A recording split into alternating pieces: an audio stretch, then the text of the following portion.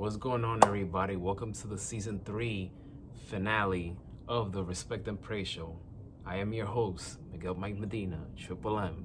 And on this episode, I have an actor, a musician, a swimmer who is doing just phenomenal. He's young, but he is red hot. He's going to continue to do great things. I'm happy for him. I'm rooting for him. And this interview is a good one. It's a good one. You should check it out. You get to know a little bit more about him and how his whole journey started to where he is now. So stay tuned. It's a great interview. Check it out.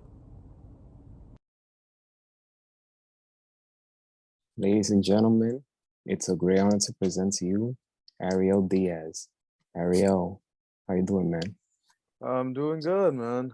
Uh, yeah, I'm doing really good. I'm a little tired because I came from work right now, and the trains were acting very delayed, very train MTA. So yeah, other I than that, hear, all good.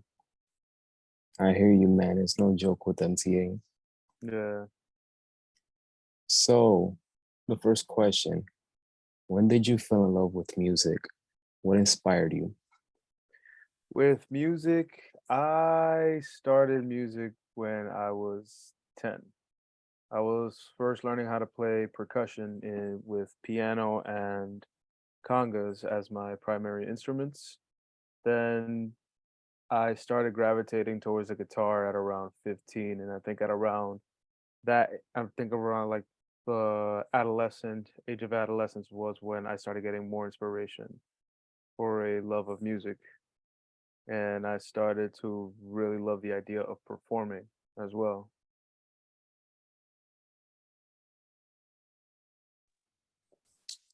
And speaking of performing, you didn't get into acting until college, right? hmm Bronx Community College or City College? That it all I started. I went to Queensborough Community College first, where I majored in music. But then in Queensborough, that's where I started my whole acting journey. I decided to audition to for a production of Nothing Is the End of the World Except for the End of the World by Becca Bernstetter. And from there on, I felt like, oh, I could actually, this is the thing that I want to do. And though very different from music, there's still some musical elements added into doing theater. And it felt like I felt like I was doing more performance, or at least music started feeling like an added to the performance of theater, to of what theater can be. And then from there on, that's where I really started having this love for theater and acting and even playwriting as well. During your time at City College, what was the best play you've ever done? And any professors that played a huge role into your acting career? The My best play that I'd done while was at City College was Macbeth. I We was directed by Jennifer Tuttle, who an amazing professor and amazing director as well. Had a wonderful cast who everybody just got along so well, and it was just a good time. And as for professors, like Jennifer Tuttle is one of those professors that have inspired me to continue to continue on with being an actor and wanted to be an artist who could make an impact in the world. And also and with being a performer, also being a teacher at the same time, which is one of the goals in which I would want to achieve in acting, being an actor, being a performer, being an artist. That's what's up. That's what's up. And from there, you went to the new school to get your master's. Yes. I remember, I think it was on either Instagram or Facebook that you expressed after your first semester or your first year, Mm-hmm. how tough and overwhelming it was. Mm. How did you bounce back, or what helped you to overcome that overwhelmness that you felt after the first year? Mm. There were so many things. Well, there were so many people that really made me want to overcome the overwhelmingness that was grad school, and the monster that was grad school. Uh, First and foremost, my mom. She was really being my rock. Um, Very supportive, very much understanding my educational situation, and knowing that I'm very serious about doing this, and that I'm not just only doing this for fun, that this is actually the career path that I chose for myself. And that really did help. Having that support really did help in my journey, and also having a rent-free house, not having to pay rent, which also helped out, but I also like helped out in other ways while I was trying to make ends meet. Um, my cohort mates, the actors, the directors, the playwrights that were in my year, they really gave me they gave me so much influence to want to create art, and to want to be an artist, activist, uh actor, musician. They because just putting yourself into a room full of artists that have so many ideas and have so many reasons as to why they want to do their art, and why everything matters to them. And so being a part of projects with all of us involved that show why this art form really does matter to a lot of us, was making it was making the overwhelming experience just feel less overwhelming, and made me just want to actually pick up pick up whatever it is I needed to pick up to keep on going, and not think and try not to think about falling back or going backwards, because from if we continue to go backwards, then we can't really grow into the person that we really want to become. Amen to that. How did Law and Order come about?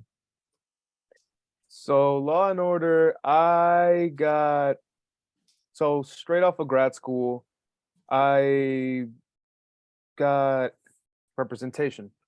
I'm with Baker Entertainment. Got a representation from Baker Entertainment, and I was actually on a trip to go to Atlanta to see some family. And at the same time, I was doing another film down, another like short film down there that I don't remember the name of it at all. Um, I don't even think it had a title yet. But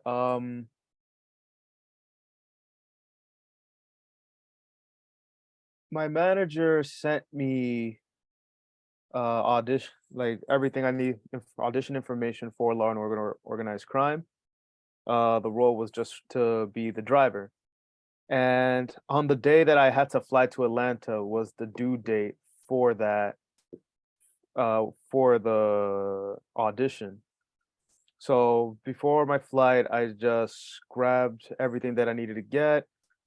Uh, recorded my voice, because I did not have enough time to get somebody to do the to be my reader.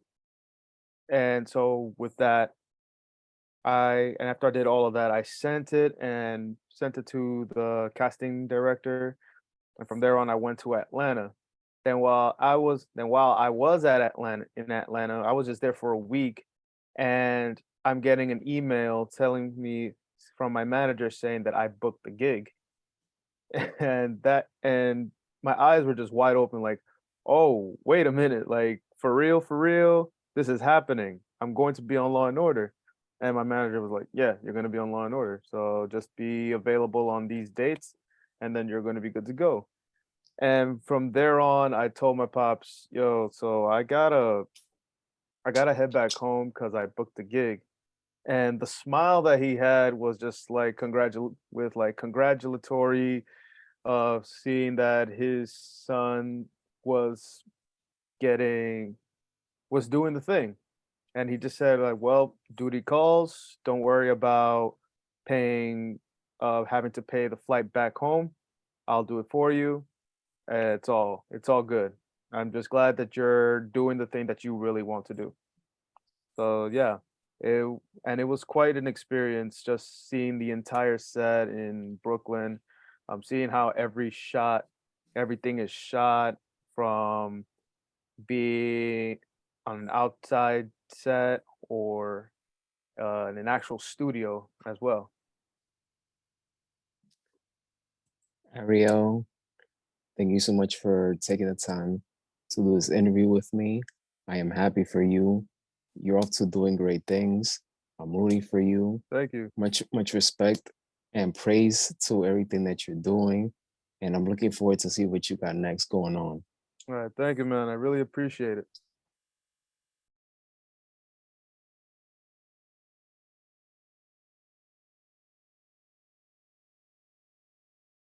Well, guys, that does it for the season 3 finale of the Respect and Pray show. Stay tuned for next season. Season 4 is going to get better than ever. And we're just going to continue to roll. We're going to continue to roll. This show has been nothing short but spectacular. I'm so grateful to every guest that I've had on the show so far. Without you guys, this show would have not been possible. So season 4 is going to be good. Season 5 is going to be great. Season 6 is going to be great. Every season, we're going to elevate. So I'll see you guys next season. May God bless you all. Have a great Thanksgiving, Christmas, and New Year's.